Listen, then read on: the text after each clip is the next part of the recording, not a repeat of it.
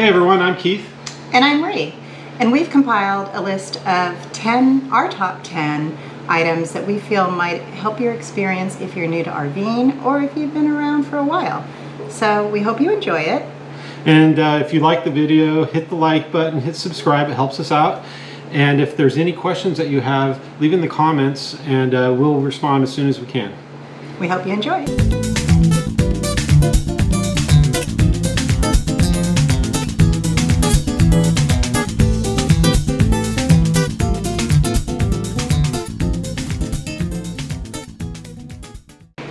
Okay, number 1, towing safety. Know your tow vehicle's capability.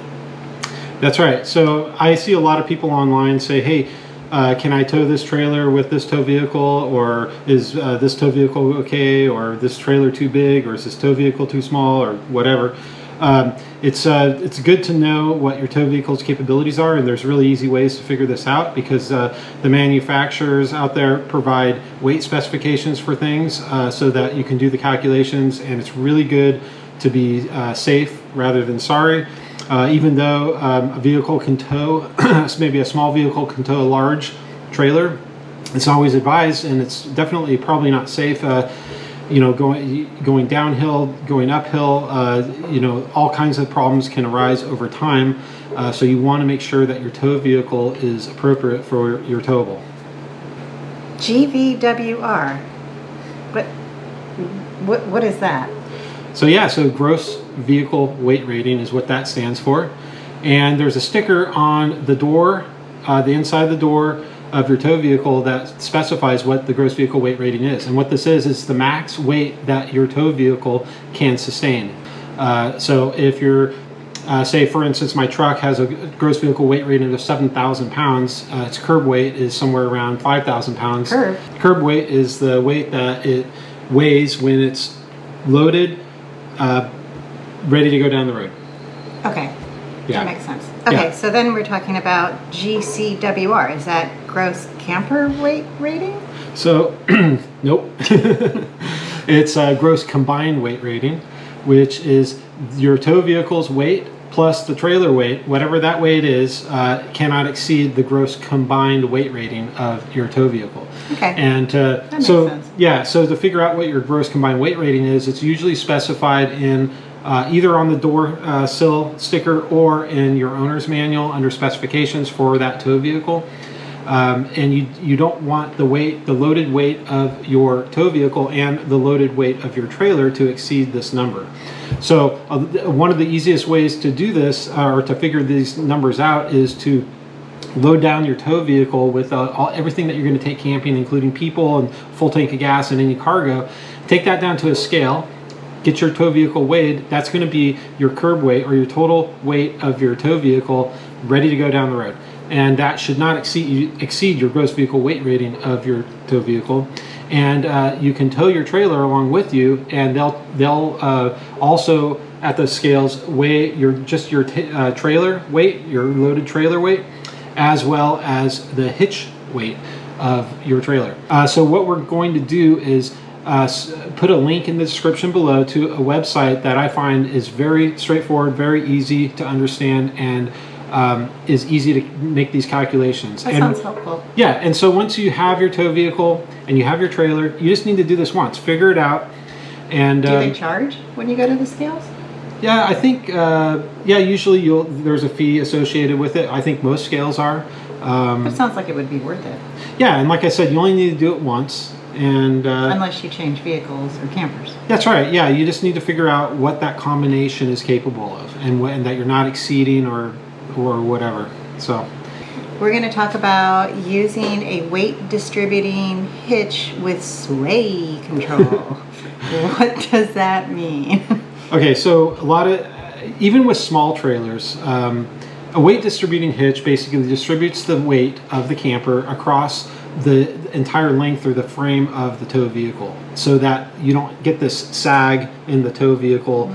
I've seen that where parts are too high, or the vehicle can look like it's tilted forward. That's right. So the way it works is it'll push up on the tow vehicle and allow the weight of that hitch weight to be distributed across the tow vehicle's length, and it levels out the camper and trailer where they come together, and it makes it a lot safer to tow. And a lot of weight distributing systems have built-in sway control, and this hardware sway control is I think much safer than something that's built into the vehicle. A lot of trucks and SUVs nowadays have electronic sway control, but I think that the weight distributing hitch with the sway control is probably the way to go. And like I said, even with a smaller trailer, I think it's very it's a peace of mind. Doesn't it feel better when you're driving? Yeah. We had one and you didn't really like it, and then we upgraded to another one. Right. Can you provide that in the link below, the plan that we have? Yeah, I can definitely provide some of the information about the different weight distributed hitches I've tried. So maybe you don't have to make a mistake of buying a couple before you get to the one you really like. We did. And learn from us. But even though, you know, our tow vehicle, I think our loaded camper weight is somewhere around 4,200 pounds, and a lot of people have said, oh, you don't even need a weight distributing hitch or a sway control for this, you know. And the way I look at it is, it's a no-brainer. It's not taking away from the experience of towing. All it's doing is adding safety and peace of mind when I'm going down the road, that, you know, sway is not going to be an issue.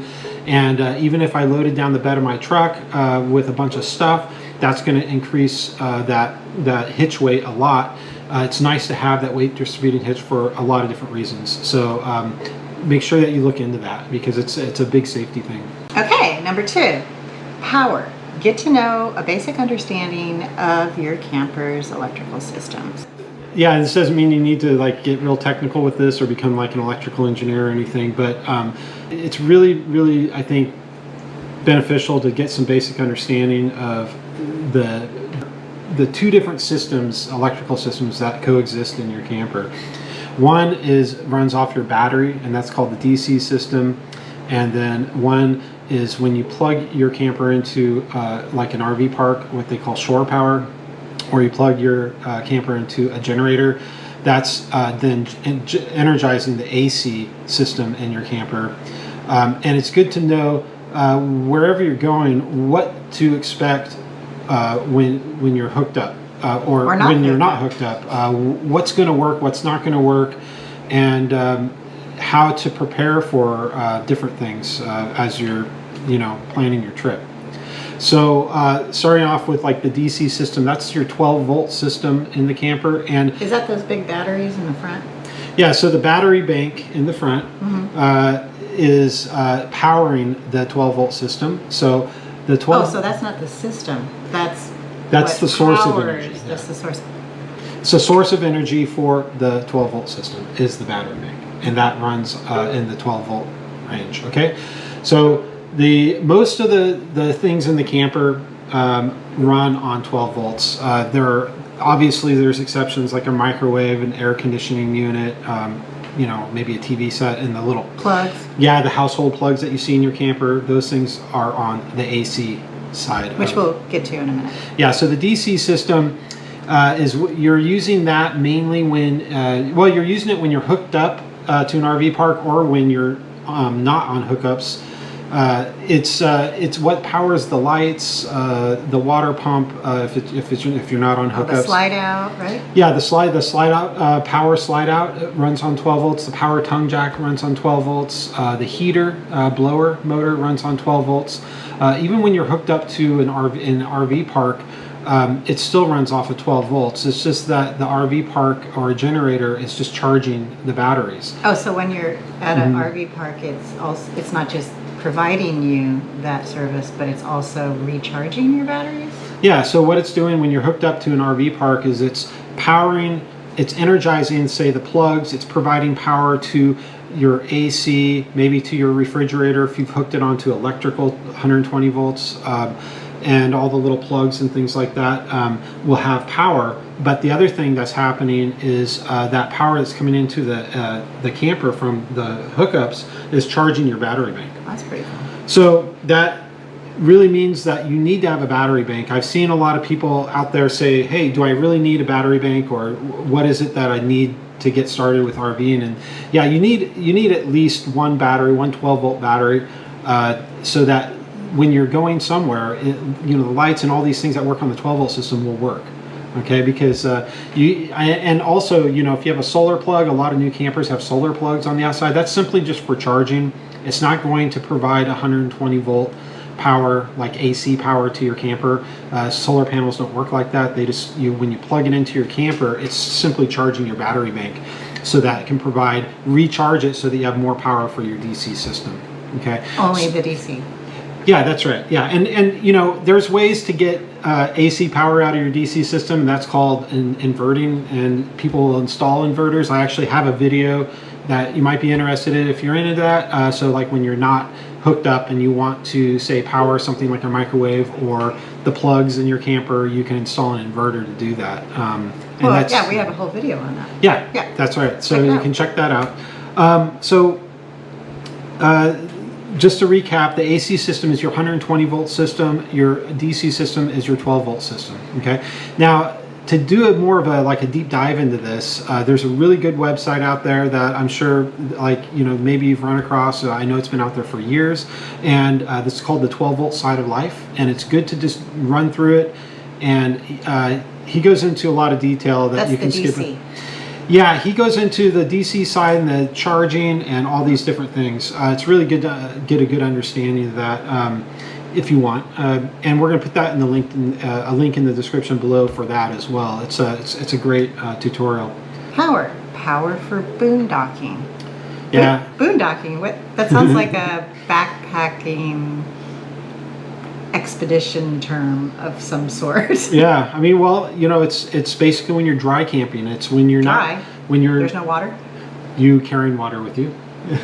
So it's basically when you don't have any hookups, like at an RV park. Yeah, so if you're not at an RV park, say you're at a state park that doesn't have hookups, or you're out dispersed camping, or you're just wherever, without any kind of hookups, that would be, a lot of people refer to that as boondocking. And the big thing here is having a really substantial battery bank, and this is where this is the DC side. This is the DC side, and because when you're out there boondocking, you're relying 100% on that DC power. Of course, unless you have a generator or something running, but you're not going to run that all the time. So you really need to focus on beefing up your DC side of the system, which is to focus on your battery bank, and that's going to be measured in amp hours.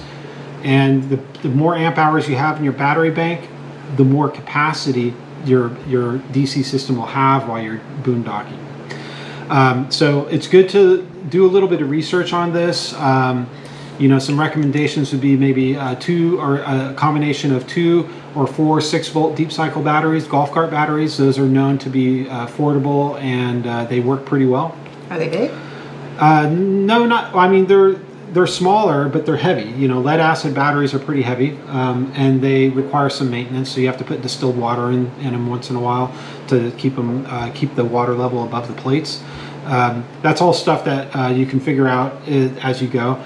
There's AGM, and that's a battery technology that is sealed, and it also has a pretty good performance. And then there's lithium, which is sort of the latest, and it's really expensive to buy into it. And when you do, if you do convert over to lithium, there's some things to think and keep in mind. Well, first of all, it's really lightweight, so there's a huge advantage there. But also, when you go to charge a lithium battery, you need to make sure that the charger that you're using is capable of charging the lithium battery. So a lot of the 12-volt systems that come in campers have a converter built into them that may or may not be suitable for charging lithium. So these are things that you need to do a little bit of research on. That I wouldn't go out and just buy a lithium battery and throw it in your camper without knowing that. Is that in your owner's manual?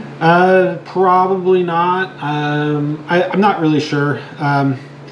It depends on the camper, but also you also need to, when you're hooked up to your tow vehicle, you need to upgrade or add a DC to DC charger capable of charging that lithium battery properly. So those are things to think about. What do we have? We have 6-volt batteries, and that's like I said, that's the most economical, and it performs pretty good. And it's done well over the years, a couple of years. So when you're out there boondocking too, you need a reliable way of charging these battery banks, and a lot of people don't want to run generators all the time. So a solar panel. Sometimes they're loud and annoying. Yeah, totally. Yeah, they are very loud. And but if you need to hook up a generator to the camper to say run an appliance or something like that for a little bit of time. It will charge the batteries. It takes a while, but it does work. I would say a solar situation would be the best for charging your batteries when you're out boondocking. You'll want to figure out, the more wattage that your solar panel produces, the faster and more, it's going to charge your battery bank. So if you have a really big battery bank, a lot of amp hours, you're going to need a bigger solar panel to re-energize or to charge that battery bank. Or longer? Does it have to be bigger, or can you just do it longer? You could do both. Yeah. So the length of time that you charge has everything to do with charging the batteries, but also if you're in a place where the sun's moving around and it's not, you're not getting a lot of sun that day, the bigger the panel, the more amperage it's going to produce to charge that battery bank. So that's a really good thing to have. The other thing is to know when you're dry camping, you need to know what your battery levels are. Usually there's like a little button or something inside the camper that tells you. It tells you where yeah, kind of like it shows you some little dots and like, here's low, medium, high, or something like that. It's not real accurate. It doesn't give you a number. It's having a voltmeter that you can hook up or some kind of gauge that you install that gives you more of a numerical number, like 12 volts or 12.2 volts or 12.5 volts or whatever of your battery bank. In the 12 volt side of life that I put in the link in the description below, he provides a little chart that tells you like say 12.7 volts is fully charged, 12.6, 12.5, 12.4, 3, 2, 1, and he gives a percentage left in the battery bank based on those voltage readings. Sounds like a smart guy. So yeah, it's a good thing to know if you have a way to see a numerical number of your battery bank's voltage. And and then you can also learn, ways to substitute things. Like when you go by yourself sometimes in the winter, you take that little buddy heater with you. That's right. It's like a propane heater. Yeah, that's right. So one of the things that uses a lot of power in the camper, especially when we're dry camping in the winter and we're not on hookups, is the battery or the heater fan when it's running. Even though the heater runs on propane, the fan itself uses quite a bit of amperage, that, if you're trying to keep the camper warm a lot, then that's going to drain the battery pretty fast. So you want to make sure that you understand like what things when you're boondocking are consuming the most battery, and maybe take an alternative approach or reduce the usage of those so that you can extend the life of your battery bank. Number 3. What if my battery bank is dead and you need to operate the slide or the power tongue jack? Wait, what is a power tongue jack? So, a lot of new RVs, that especially if they're heavier, are going to have, and say, the crank jacks, and you try to, when you're hooking up the trailer and you're sitting there and you're like cranking and sweating and dying and stuff. Oh, that's and you're, like, the thing cranking that we have, and it goes up and down, up and down. Yeah, so now that a lot of campers just have a button, you go up and down. That works on 12 volts. Why do they call it a tongue? Because that's the tongue that goes onto the ball and so forth and so on. I don't know. Okay, I get it. Okay, sorry. That's what I think it is. Squirrel. So if you, I don't know how often this would happen, but it might, especially if you're in a situation where you can't hook your tow vehicle up to the camper or your tow vehicle's battery's dead or something like that. But it's more informative so that you'll know in case this ever happens. It's probably in your manual too, but it's worth mentioning that like your power tongue jack, there's usually a rubber seal on the very top of it where you can pop it off, and there's a little nut in there. And you can get a socket, or you can buy a special wrench, I think, that they sell, and you can turn it to move the jack manually up and down, so you don't need to use the power. Of course, a lot of times if there's problems with the power tongue jack, and say you do have a charge in the battery bank, you see a lot of things on forums and things about this, about troubleshooting. A lot of times it has to do with the fuse. The power tongue jack has an inline fuse. You can see it if you follow the positive side of the cable off the tongue jack. It's the red cable. There's usually a little fuse in there. Just check that fuse and make sure that it's... When a DC fuse, when you take it out, there's a little piece of metal in between the two prongs that go in, and if that piece of metal is burned or melted, then you have a bad fuse. It means there's a short or some kind of overload or something like that that burned that fuse. Do we keep extra ones in the camper? Yeah, so that's a good thing keep extra fuses and other things in the camper to help with that, especially like DC side of things, because that protects the wire, and the fuse protects the wiring from catching on fire. So that would be good. And the other things that is like the slide out. The slide out always has a manual mechanism, and it depends on your camper and it'll be in your manual, but sometimes there's right underneath the outside, there's a nut there where you can undo it and screw in and out the slide. On some of the newer Schwintek ones, there's a control module where you need to mess with that a little bit, and I'll see if I can show you a picture of that in this video. But you would have to that would then allow you to manually move the slide in and out. So like you just push it? Yeah, apparently. Yeah, so that's what I've seen. So it would unlock it and allow you to move it in and out. Well, that would, because you can't go anywhere if it's out, and right. You're trying to get home and you don't have any power. Yeah, and this has never happened to us. It's just more of a thing to know, like, hey, what if that happens, and well, how do we deal with this? So it's good for you to do your research and figure out how that's done, but it is possible. Okay. The other thing is like the awning. So if you have a power awning, there's always a manual way to pull that in and out as well. And in fact, when you get your camper, if it's, say, a new one, or even if it's used and the owner's taking care of it, they'll include a little strap that gets installed, that you can install in the awning, so you can then pull the strap to pull the awning out or to push it back up manually. So that'd be handy. Yeah, those are good things to know. Number 4, roadside emergencies. Like, I guess I think the first thing I think of is like a flat tire or a blowout. Mm-hmm.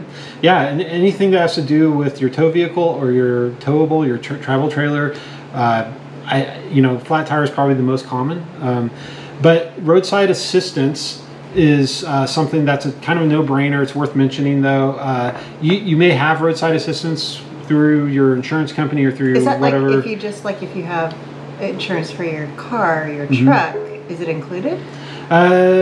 Probably not. It's just that the roadside assistance, that it's worth looking into. If you do have a roadside assistance, look into it, see if it covers a travel trailer, because a lot of times if your travel trailer, say, needs to be towed on a flatbed truck to a service center, then you need to have a service that's capable of doing that and supports that, because a lot of really roadside expensive if you didn't have it. Not necessarily. There's all kinds of solutions out there. I'll put a few options in the links in the description below about that. But it's really good. A lot of roadside assistance will bring you gas or fix a flat tire, but you need them to also focus on your trailer. And so having some roadside assistance program that's focused on the unique things about your trailer, it could be anything that they'll be able to help you with if you break down on the road. Number 5 kind of goes along with the roadside safety. We're talking about tire safety. So are there some things that we normally do before we go on a trip just to make sure our tires are okay?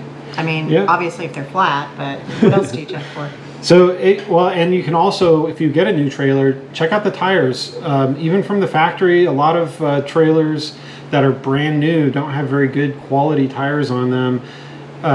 Take a little bit of time, maybe post something on a Facebook forum or something about whether or not people have had issues with the tires that you currently have on your travel trailer.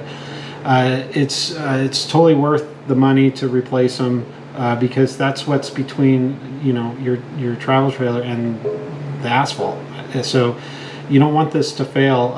And I just get in the habit before each trip to visually inspect the outside and the inside of the tire. On the outside, I mean, go underneath the trailer and look at and make sure there's no bulges or ripples or anything that's looking like the tire is going to fail at any time. And I also make sure that I look at the sticker, so be aware of the max or the recommended tire pressure that is on the sticker on the side of your camper. Yeah, and make sure that you have the tires match what's on the sticker that came from the factory, so that you match the size and the type of tire that goes with your trailer, so that you're towing with the maximum safety. So you want to fill the tire with the PSI rated on that sticker, mentioned on the sticker, when the tire is cold. So that's the cold rating. You don't want to drive around and then fill it with air to that rating. You want to be like the morning that you leave, when it's still cold out or it's cool out, check the tire pressure, adjust it if needed. And I know they recommend like every 3 to 5 years to replace them, but so I'm thinking 2 factors. Like if you live somewhere where it's really cold or really hot, can that affect, even if you're not going somewhere, can just sitting, can the tires? Okay. Yeah, so they sell tire covers. You see them, they're usually white and they go over the tires. That will help against the solar effect or the sun basically degrading the sidewalls of the tire. And so you want to, I think it's a good to get in the habit of proactively replacing the tires every 3 to 5 years or so. Yeah, and if you use them a lot, you should definitely. Yeah, or even sooner. Yeah, if you're a full-time RVer and you're going down the road every day, yeah, you're going to be tires are going to be on your mind. And it's also a good idea to get a tire pressure monitoring system. So these are like little things that go on the valves of the tires, where the stem, where you put the air in.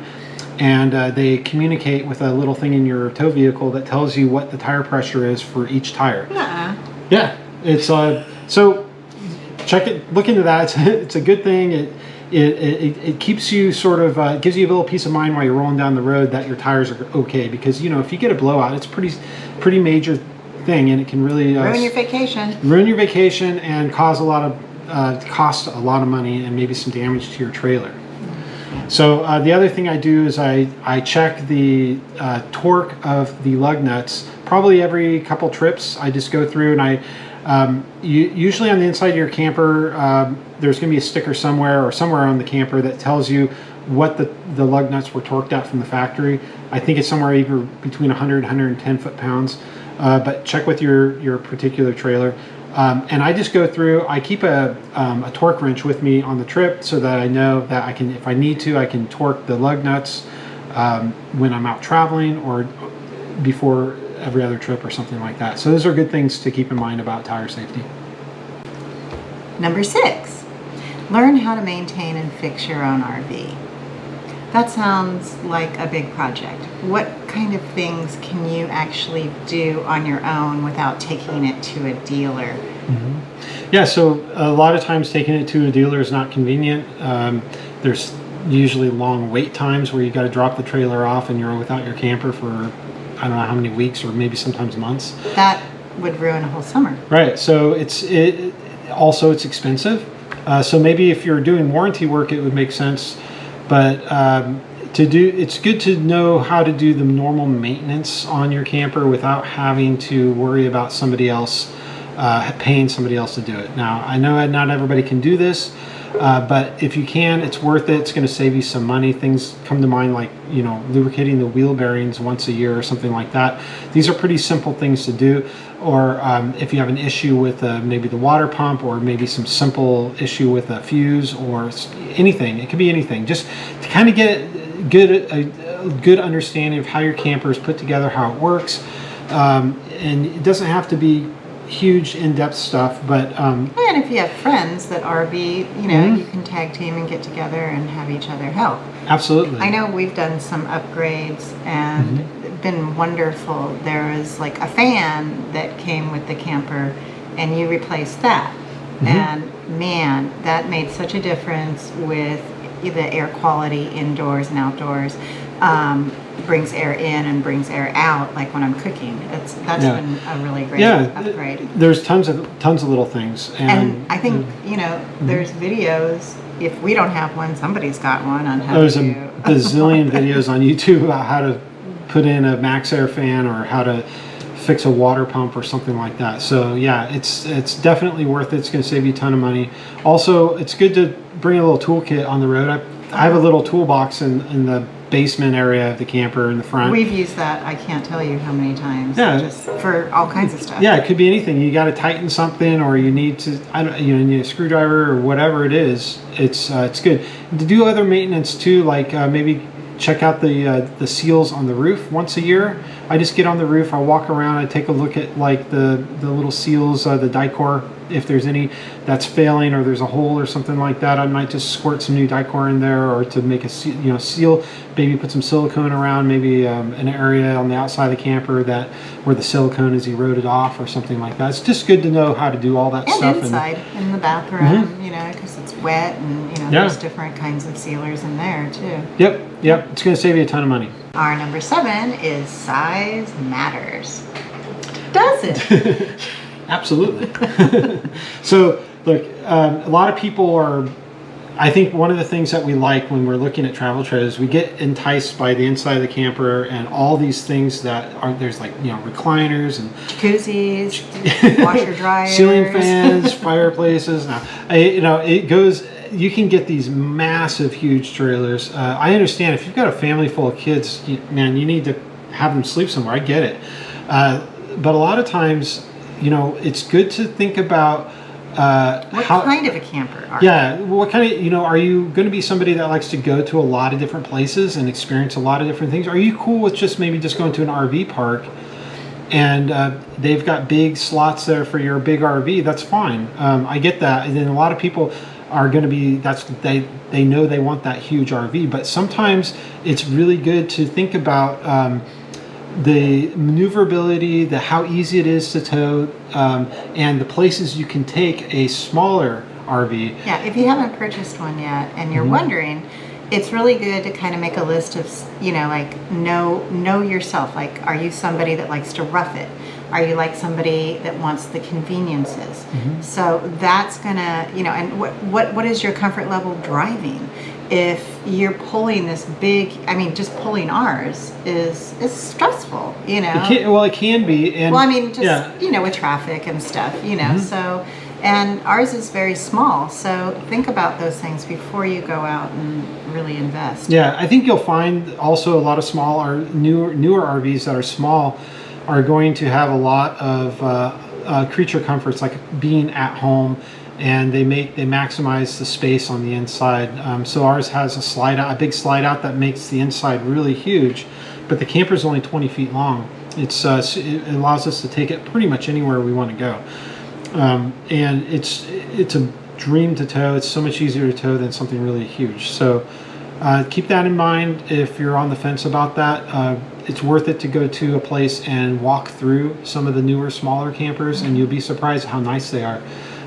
They're very very nice, and you don't have to go huge. Yeah, so size does matter. Number 8, what not to leave in your camper when it's not being used. Trial and error. I know that like a lot of the cooking items you don't want to leave in the camper, especially things like oil. It can go rancid. Things that you don't even think about, like spray ham or something, that can go bad. Spices, coffee, anything that's perishable, obviously take it out. Or things that you don't even think about, like deodorant, toothpaste, certain hair products or body products, medicine. Those are things that you want to be able to, somehow just take easily and then store them in your house when you're not going out. Yeah, and the reason for that is because the camper is not temperature controlled when it's parked. And if you live somewhere like we do, where I think today's supposed to be 110 degrees outside or something, and the camper and the inside is just like baking, and anything in there is just going to get obliterated. That is going to be can melt. Or candles. Don't leave candles in there. I think chapstick, deodorant. You just don't think about it, but the stuff just gets all screwed up when you put it in the camper and it's hot outside. So I just get in the habit. We learn through trial and error, like she said, that just take it all out. Have a certain number of things that you have listed that you take out when you're done camping. So. Yeah. Number 9, learn how to disconnect from regular life. Whether you work full-time or you're retired, there are certain habits that we do at home that you want to try to let go of when you go on vacation and take off. Yeah, definitely. And I do this when I'm just, backpacking or car camping even. You want to, it's tempting because travel trailers are sort of you want to make them like your home as much as possible and take it somewhere and park it and be like you're at home. But it's really important, I think, and it's enjoyable. It's so enriching. You get to know the local area by just getting out. Yeah, challenge yourself. Check out like what kind of hikes there are, or art galleries. Yeah, or just go down. Just go into town. Fair. You know, we cook a lot in our camper, but sometimes it's nice to check out the local food. You know. There's so many things that make it more enjoyable if you aren't, you know, like on your phone or just staying inside your camper. Yeah, and even if you're out like boondocking or something in the woods, I mean, it's wonderful. You can tune into a local radio station. I do that. I keep I keep a radio with an antenna in the camper at all times. I think the camper has a radio too. I just don't use it because it uses batteries, the camper batteries. But I just bring a radio and. If I go to a new place, stuff. You know, they have advertisements and they'll talk about local events and things that are going on. And we've caught a lot of things just by listening to the local radio. Yeah, definitely. And, you know, by doing that, unplugging and, you know, maybe it's fine to not be at home, but you want the comforts of home. So it's a mix between the two. Try to balance it and get to know your local area, because you're going to come back. You're going to make a lot of good memories. You're going to come back refreshed, and it's going to be a great overall experience. Yeah. Reset, reboot, reawaken. Yep, definitely. Reset your circadian clock. Number 10, our last one. Relax. Let go of your stress. Be safe, and you'll get there. We see so many people even when we're on just driving day to day, even if we're not going somewhere, that are in such a hurry. They're going way over the speed limit, pulling an RV, and it's just a potential for a blowout or something else can happen. Yeah, it can be a real issue. Also, when you're driving fast, especially if you're towing, your blood pressure is probably higher. The angst, there's higher angst levels or something like that. You know, it's better to just be through like the whole Bob process. Marley and just chill. That's why I say, you know, it goes back to the having a weight distributing hitch, maybe a tire pressure monitoring system, things like that. All peace of mind, relax. You're on the road, just hit 60 whatever miles, whatever it is. That's the normal trailer towing speed in your state, and you're going to get there. And along the whole way, you're going to just totally feel more relaxed. You're going to feel more relaxed through the whole trip, because you're not going to regret something that you may have done by driving too fast or something like that. So it's definitely the way to go. So those are our top 10. We hope you enjoyed it. We'd also like to say, if you want to share some of your top 10s or your tips, we would love to hear from you. Definitely. And we hope you enjoyed this. Yeah, it's a continual learning experience for us. So, there's a lot more than 10 things that we've, obviously, but these are things that we feel that maybe if we were new to RVing, that we would like, oh yeah, we want to know this. So hopefully it helps you guys out.